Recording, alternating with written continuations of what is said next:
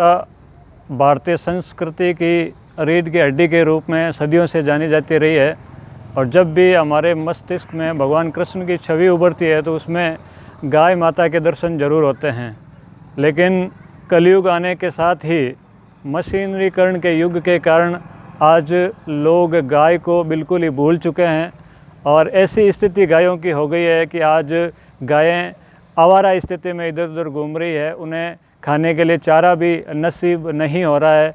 ऐसे दौर में जब गाय पूर्ण रूप से संकटावस्था में खड़ी है तो कई गौ भक्त आगे आए और हर गांव के अंदर गौशालाओं की स्थापना की और उन गौशालाओं में आवारा गायों की सेवा हो रही है और वहीं पे उनका अस्तित्व है जो आज भी देखने को मिल रहा है। तो इसी कड़ी में हम आज आसोब में भगवान श्री कृष्ण गौशाला के दर्शन करेंगे। इस गौशाला की स्थापना कब हुई और इस गौशाला में क्या क्या सुविधाएं हैं और कैसे इसका संचालन किया जा रहा है, इसका हम विस्तार से जानकारी इस वीडियो के माध्यम से आप तक पहुंचाएंगे। अगर आपको ये वीडियो अच्छा लगे तो आप इसे आगे शेयर करें, लाइक करें और सब्सक्राइब करें। इस वीडियो को बनाने में हमारा सहयोग विशेष तौर से कर रहे हैं रामनिवास जी बनगावा। हम गौशाला के भवन के दर्शन की प्रथम कड़ी में यहाँ पर गौशाला का कार्यालय है, हम आपको ये कार्यालय दिखाते हैं। यहाँ पर जिन जिन दानदाताओं ने गौशाला में अपना सहयोग समर्पित किया है उन सभी की पूरी सूची यहाँ पर दे रखी है। मासिक सदस्यों की सूची भी है, वार्षिक सदस्यों की सूची भी है और जिन लोगों ने, जिन भामाशाहों ने यहाँ पे दान दिया है उन सब की सूची यहाँ पे क्रमबद्ध रूप से दीवारों पर चस्पा की गई है।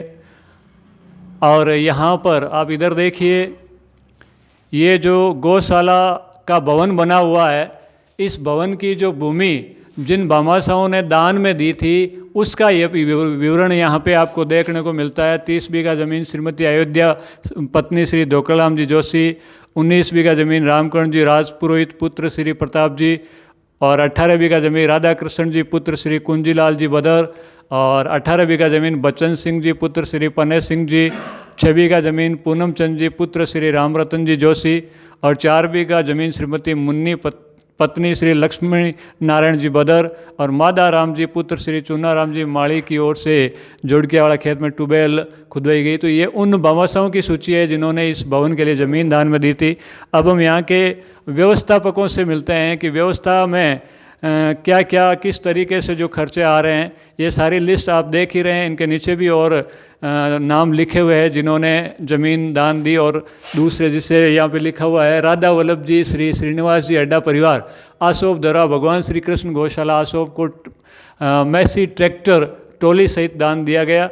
और स्वर्गीय श्रीमती सुगन कंवर एवं श्री बद्रीलाल जी राजपुरोहित की पुण्य स्मृति में गणपत सिंह जी द्वारा पशु शेड का निर्माण भी 9 लाख रुपए की लागत से करवाया गया।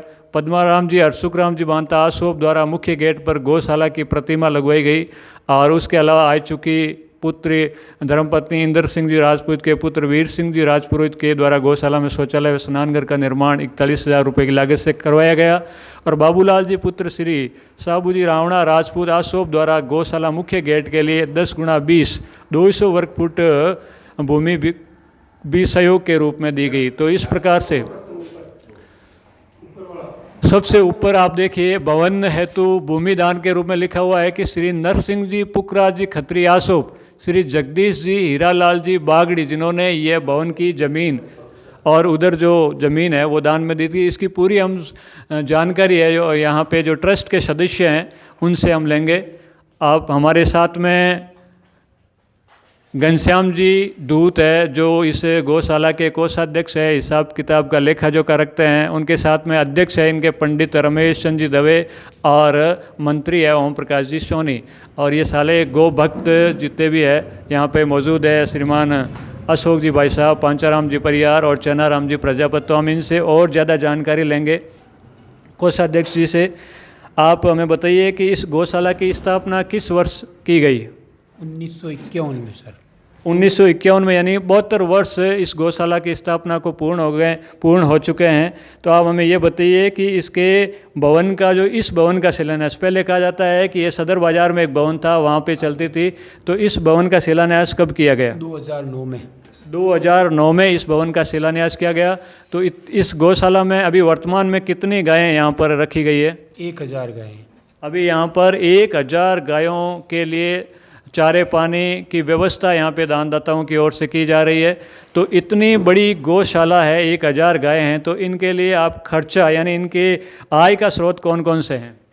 आय का स्रोत है, एक तो कृषि भूमि है, दान पात्र है, भामाशाहों द्वारा है, गवर्नमेंट सहायता है, ये सर।